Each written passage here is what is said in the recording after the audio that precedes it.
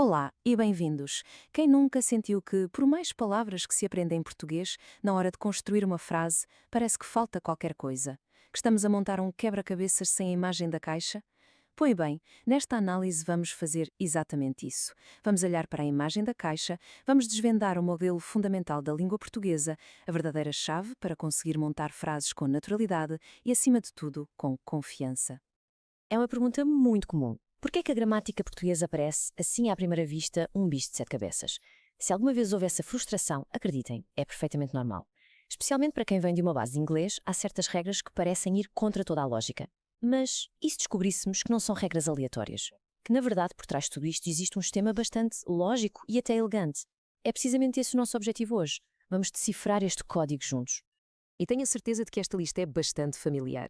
A eterna batalha entre o ser e o estar. Os adjetivos que parecem estar sempre no sítio errado. Aqueles pronomes pequeninos, o me, o te, o lhe, que nunca se sabe bem onde encaixar. E, claro, o por e o para. Estes são, digamos, os bosses finais da gramática para muita gente.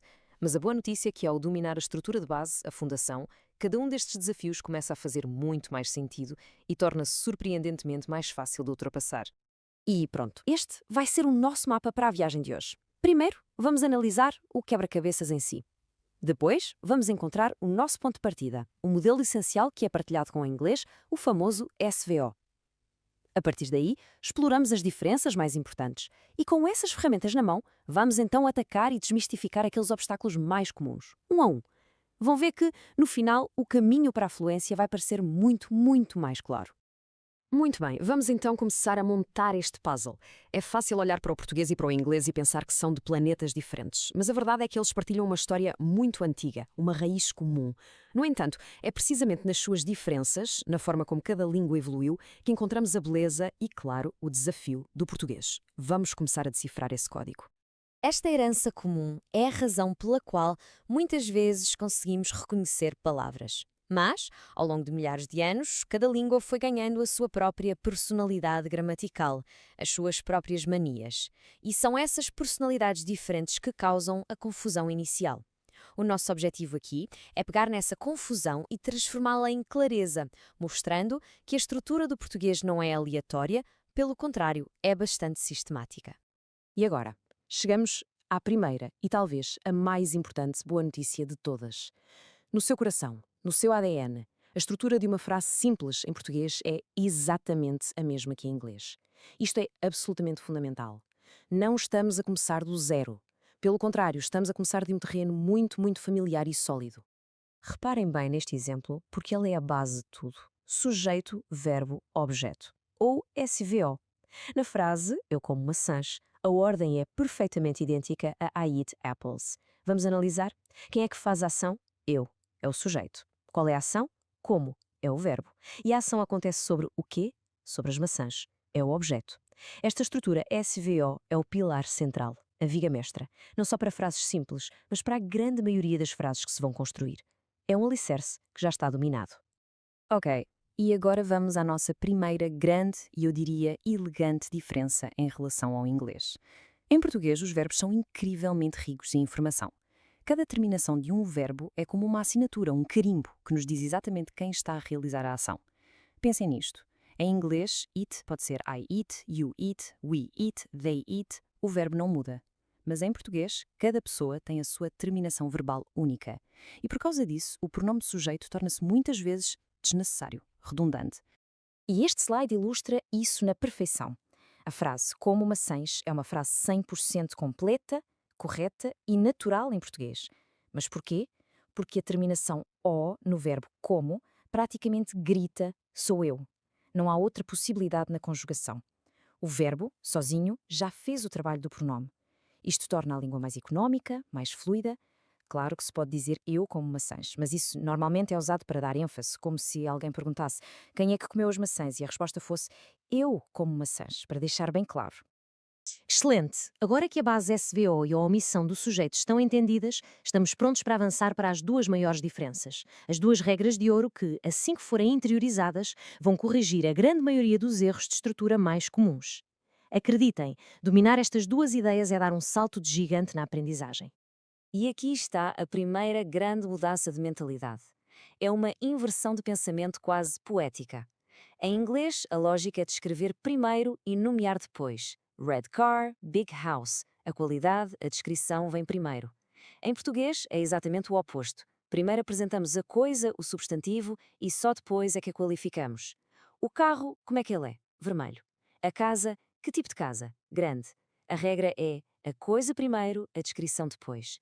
Esta é uma das regras mais consistentes e importantes de todo o português. Mas atenção, não basta apenas trocar a ordem. O adjetivo em português é como um camaleão. Ele tem de se adaptar, de se transformar, para combinar na perfeição com o nome que está a descrever. Ele tem de concordar. E concorda em duas coisas: género e número. Se o nome é masculino e singular como o gato, o adjetivo também tem de ser masculino e singular. Gato preto. Se o nome é feminino como casa, o adjetivo muda para concordar. Casa branca. E o mesmo para o plural. Se temos carros, o adjetivo tem de ir para o plural. Carros novos.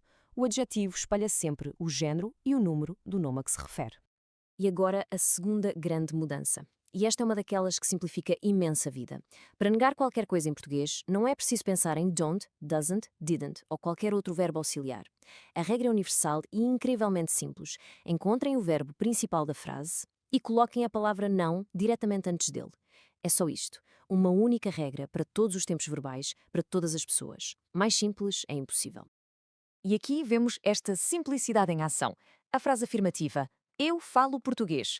Para a transformar numa negativa, seguimos a regra. Encontramos o verbo, falo, e colocamos o não antes. Eu não falo português. Simples, direto. E o melhor de tudo, esta regra é 100% consistente. Se a frase estivesse no passado, eu falei. A negação seria eu não falei. Se estivesse no futuro, eu falarei. A negação seria eu não falarei. A lógica é sempre, sempre a mesma. E agora, uma pequena curiosidade que desafia a matemática da gramática inglesa. Em inglês, normalmente, um negativo mais um negativo dá um positivo. Em português, a lógica é outra. Um negativo mais um negativo resulta num negativo ainda mais forte. A dupla negação não se anula, pelo contrário, ela intensifica, ela reforça a ideia de negação. Portanto, a frase eu não vi ninguém, que literalmente se traduziria como I not saw nobody, é a forma perfeitamente correta e natural de expressar a ideia de que não se viu pessoa alguma. Muito bem. Agora que já temos as nossas ferramentas principais na mão, a estrutura SVO, a regra dos adjetivos depois do nome e a simplicidade da negação, estamos muito mais bem equipados. Vamos então regressar àqueles obstáculos que pareciam tão intimidantes no início e ver como, com este novo conhecimento, eles se tornam muito mais lógicos e fáceis de resolver. Chegamos ao grande clássico: ser versus estar. A forma mais simples de pensar nisto é a seguinte: ser descreve a identidade, a essência, o ADN de algo ou de alguém. É usado para características que são consideradas permanentes ou definidoras. Ela é alta, isso faz parte da sua natureza. Ela é médica, é a sua profissão. Já o verbo estar descreve um estado, uma condição, uma emoção ou uma localização, coisas que são por natureza temporárias ou que podem mudar. Ele está cansado, mas depois vai descansar e deixa de estar. O caderno está na mesa. É a sua localização atual, mas pode ser mudado. Pensem em ser como uma fotografia de passaporte, a essência, e estar como um story do Instagram, um momento, um estado. E agora, o outro par desafiador, por e para. A melhor dica é pensar em para como uma seta que aponta para um destino final, um objetivo ou uma finalidade. Vou para o Brasil, o destino final. Estudo para aprender, o objetivo final do estudo. Por outro lado, é mais sobre o caminho, o percurso, a causa ou a troca. Corro por 30 minutos, a duração do percurso. Obrigado pelo presente, que, como aqui vemos, é a contração de por mais o, refere-se à causa da gratidão. Portanto, para é o destino, por é o percurso ou a razão para lá chegar. A colocação de pronomes como me, te ou a, nós é, sem dúvida, um dos tópicos mais complexos, mas existe uma regra de ouro que resolve a maioria das situações. Pensem na palavra não como um imã muito forte para pronomes. Numa frase negativa, o não puxa o pronome para perto de si, fazendo com que ele fique antes do verbo. Por exemplo, ela não me viu. O não atraiu o me. Numa frase afirmativa simples, acontece o oposto. O pronome vai para depois do verbo e liga-se a ele com um hífen. Por exemplo, ela viu-me. Esta é a base de tudo. A negação atrai o pronome. Olhem, o que fizemos até agora não foi apenas corrigir pequenos erros de gramática. Foi muito mais do que isso. Foi construir uma fundação sólida de betão. É o domínio destes padrões básicos de estrutura que torna possível e até mesmo intuitivo aprender os aspectos mais ricos, mais complexos e mais expressivos da língua portuguesa que vêm a seguir. Portanto, vamos recapitular a nossa estratégia, os pontos essenciais. O ponto de partida é sempre a estrutura sujeito, verbo, objeto, que já é familiar. A isto adicionamos as duas grandes alterações. Primeiro, os adjetivos vêm sempre depois do nome que descrevem e, segundo, a negação é incrivelmente simples, com o não sempre antes do verbo. E, finalmente, aprendemos a confiar na riqueza dos nossos verbos, deixando-los brilhar e omitindo o sujeito sempre que possível. Estes 4 pontos são os pilares que sustentam uma construção de frases correta e natural em português. E por que é que dominar esta base é tão crucial? Porque este modelo não é o objetivo final, é a chave que abre a porta para a verdadeira magia da língua. Com esta fundação sólida, conceitos que parecem assustadores, como o modo conjuntivo, que é a forma como o português expressa desejos, dúvidas e hipóteses, tornam-se muito mais fáceis de entender. O mesmo acontece com o infinitivo pessoal, uma ferramenta gramatical quase única do português, que é incrivelmente poderosa para criar frases complexas e elegantes. E esta citação sobre o conjuntivo resume tudo na perfeição. Muitas vezes, a dificuldade não está em decorar as conjugações dos verbos. O verdadeiro segredo, o que faz a diferença, é saber quando e porquê usar uma determinada forma verbal. E essa lógica, esse contexto, nasce precisamente da estrutura da frase que acabamos de analisar. Sem uma base sólida, o contexto perde-se e ficamos apenas com regras para decorar. E assim, terminamos com um convite, um desafio.